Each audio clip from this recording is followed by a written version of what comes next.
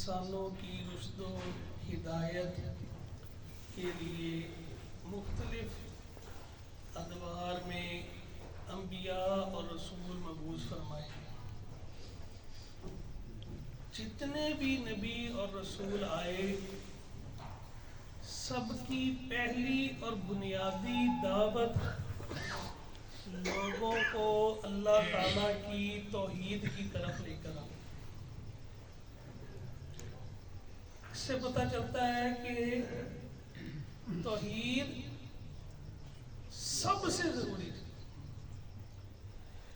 کوئی بھی عمل اس وقت تک اللہ کے ہاں قابل قبول نہیں ہوگا جب تک کہ اس کا کرنے والا عقیدہ توحید پر کاربند نہیں، اور توحید اس وقت تک پوری نہیں ہوگی جب غیر اللہ کی جب تک کہ نفی نہیں کی۔ صرف اللہ پر ایمان لے آنا توحید کے لیے کافی نہیں، بلکہ اللہ پر ایمان لانے کے ساتھ ساتھ غیر اللہ کا انکار بھی کرنا، یہ بھی توحید کا حصہ ہے۔ گویا شرک کا انکار کرنا اور توحید کا اقرار کرنا، جب یہ دونوں چیزیں ملیں گی تب توحید مکمل۔ اور کلمہ توحید جو ہے وہ کیا ہے؟ لا الہ الا اللہ۔ پہلے انکار ہے، رد ہے، کوئی بھی معبود برحق نہیں ہے سوائے اللہ۔ تو توحید سے بھی پہلے شرک کا رد ہے۔ جب تک شرک کا رد نہیں ہوگا توحید کا اس بات ہو سکتا ہی نہیں۔ اور یہ کتنا اہم ہے کہ اللہ عز و جل نے شرک کے اوپر کوئی کمپرومائز،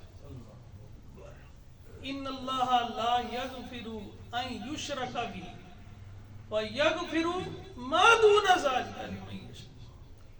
شرک کے علاوہ ہر غلطی، ہر گناہ اللہ فرماتے ہیں کہ اللہ چاہے گا تو معاف کر دے گا۔ شرک ایسا گناہ ہے کہ اس کی کسی صورت میں معافی۔ ہر نبی نے یہ تعلیم دی، ہر رسول نے یہ تعلیم دی، اپنی اولادوں کو، اپنے ماننے والوں کو، پیروکاروں کو اللہ سے دعائیں کی اللہ ہماری اولادوں کو بھی شرک سے۔ ابراہیم علیہ السلام کی، لقمان علیہ السلام کی نصیحت اپنے بیٹے، یا بنی لا تشرک ان الشرک لظلم۔ اللہ تعالیٰ نے لوگوں کو سمجھانے کے لیے انبیاء اور رسولوں کو بھی تاکید کر دی۔ جلیل القدر رسولوں کے تذکرے کیے، اور آگے جا کے کیا فرما دیا کہ اگر یہ سارے نبی اور رسول بھی شرک کر لیتے تو ان کے بھی سارے کے سارے عمل تباہ اور برباد۔ اور خود نبی علیہ السلام کو اللہ نے کہا قرآن کی لَإِنْ أَشْرَكْتَ لَيَحْبَطَنَّ عَمَلُكَ۔ اے نبی اگر آپ نے بھی شرک کر لیا، یہ لوگوں کو سمجھانے کے لیے کہ تم کس کھیت کے، اگر آپ نے بھی شرک کیا تو آپ کے بھی عمل برباد اور رائے گا۔ تو شرک، اس کی قباحت اور اس کا وبال اتنا ہے کہ بندے کے سارے اعمال کو تباہ و برباد کرتا ہے۔ تو اسی لیے شرک کو سمجھنا بھی انتہائی ہے۔ ایک بہت بڑا جو فینومینا پیش کیا جاتا ہے نا آج کل کے دور میں بالخصوص، کہ مسلمان مشرک نہیں ہو سکتے۔ ایمان والے مشرک کیسے ہو سکتے ہیں؟ آپ نے نہیں رٹ لگا دی، آپ تو لوگوں کو مشرک۔